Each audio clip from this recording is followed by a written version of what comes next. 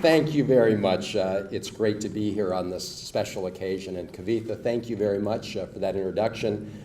More importantly, thank you for your great reporting. I think your reporting and WAMU are truly local treasures here in our community, as is NPR for the country. And when we talk about budget issues, I think it's important that we maintain the integrity of public broadcasting. So thank you very much. To Marilyn Block, thank you very much for your leadership and your fellow board members' leadership in this very important cause. To Marty Stevens, thank you very much for all you do as the executive director. And I want to thank Kathy Stevens as well for her work with the adult English literacy program. And congratulations in advance to Marilyn Gaunt for receiving the Beth Kilgore Lifetime Service Award.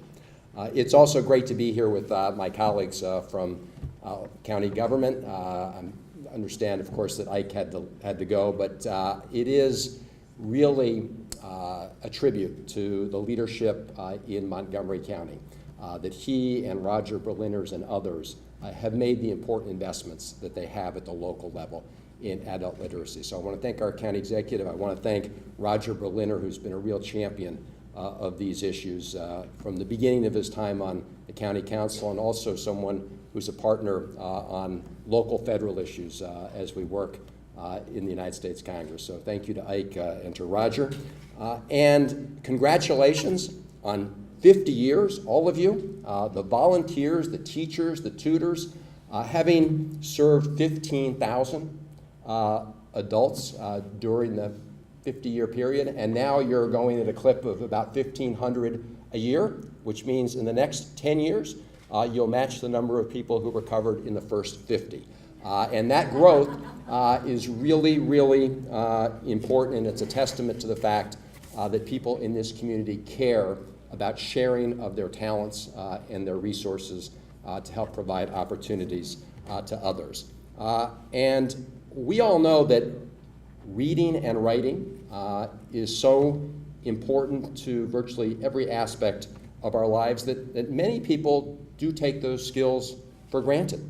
And many people who have those skills really do not understand that there are thousands of people in our community and millions of people in our country who do not have those very basic skills. In fact, the last national assessment of adult literacy, which was, I have to say, taken some time ago, but it indicated that nationally there were 30 million adults living in the United States who had minimal ability to read and write English. That's 14% of the population.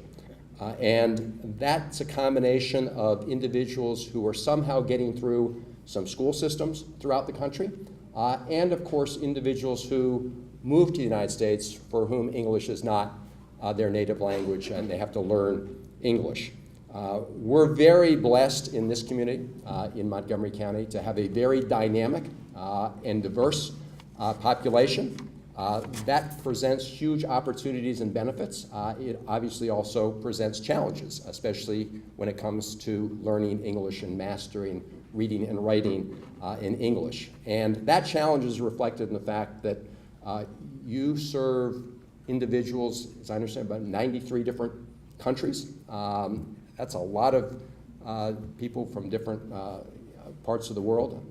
I'm a foreign service brat and grew up in many of those parts of the world. So I think it's an incredibly important part of who we are as a community that we're able to reach out and serve that population, because I think everybody knows that having those skills is important to opening doors to knowledge, obviously, but also to economic opportunity.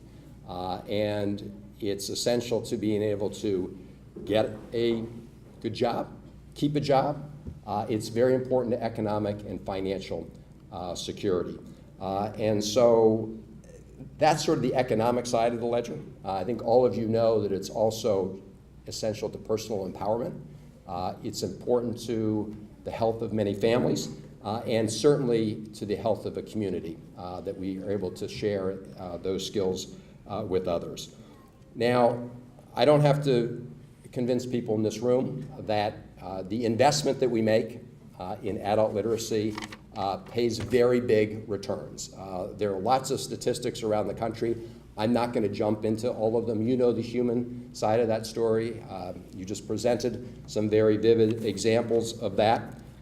Unfortunately, as a country, we are underinvesting in adult literacy in a significant way. And federal funding for adult literacy has fallen by approximately 17% since the year 2002. And even at that lower investment, there are millions of people in this country who have needs in the area of adult literacy who are not able to serve. Fortunately, here in Maryland, and especially in Montgomery County, because of leaders like Ike Leggett and Roger Berliner, and through the support of the people in this room, we're able to fill some of that gap. But we still have a huge amount of unmet need. And so I just want to continue to encourage all of you to talk to your friends and neighbors to help volunteer for this effort. And when it comes time to talk about priorities in terms of local and state and federal funding, that you be part of that effort. And I just want to briefly ask for your help in two areas in terms of federal legislation, because we need for you to talk to your counterparts around the country so that they will talk to members of Congress so that we can begin to increase our investment and improve the way we provide these services. So at the federal level, we're actually fighting two major battles just to preserve the existing structure and funding levels. The first regards the law that underlies the federal adult literacy programs, which is called the Workforce Investment Act. They call it WIA. WIA was last reauthorized in 1998. And as you know, we've seen dramatic changes in our workforce challenges since 1998, and we need to modernize and update the Workforce Investment Act, the structure that provides for adult literacy programs at the federal level. And we need, as part of that, to do a number of things, including codify the English literacy and civics grants. Those of you who work with that know that's been a very effective grant, so that it's not vulnerable every year through the congressional appropriations process to being thrown overboard. At the very least, we need to make sure that we build upon the foundation that we've got. Now, Congress did pass in March, the House of Representatives, a reauthorization for this Workforce Investment Act.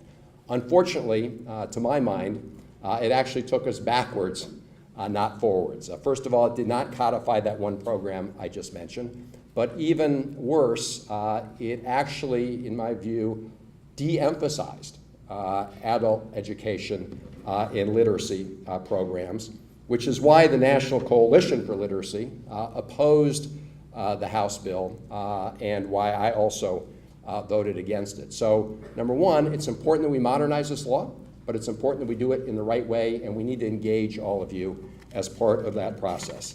The second major battle at the federal level is the funding issue.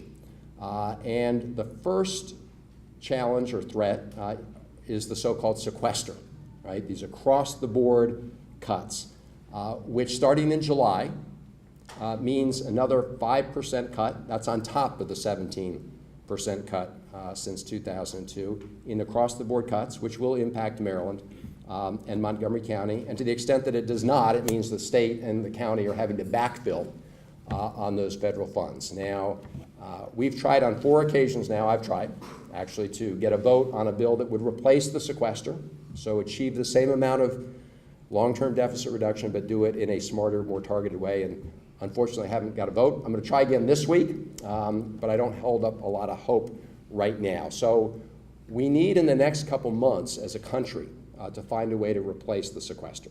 The second issue relates to another part of the funding equation, and that's beginning in October, we have a new fiscal year. And so we have a new budget that's put together for this fiscal year.